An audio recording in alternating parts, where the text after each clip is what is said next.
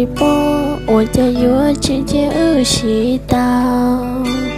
chỉ nu con dạy cô mù lâu nhớ trâu cô lô nên nó cho yuan cho có bố cho nó tư cô lô nên ta bố cho nó cơ giờ có lô xe mò ta li cười lên yên chỉ bao nhau vì nhớ luôn tư chỉ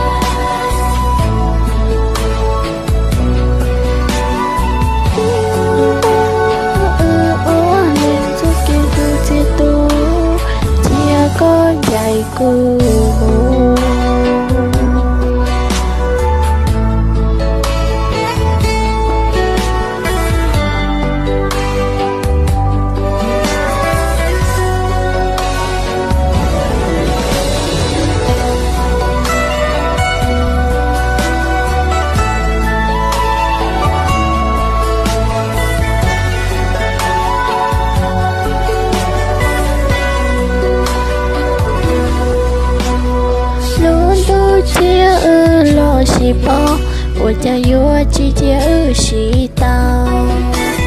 chỉ nu con dạy cô mù lâu, nhớ trâu cô luôn nên lo. cho yuan cho có bố cho nó tơ quý lên những chỉ bao nhiêu. giờ có lối xe mò ta li quý lên nhớ chỉ bao nhiêu.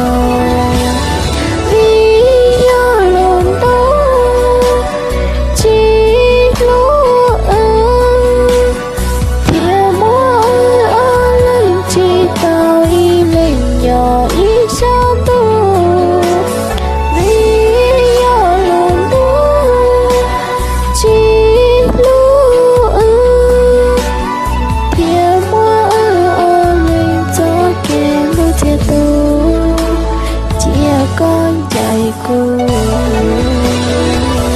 vì nhớ lòng tôi chỉ lưu tia mua ở lên chia to im lên nhỏ ý sao tôi vì nhớ lòng tôi chỉ lưu tia mua ở lên cho kê chia tu thì con dạy cô.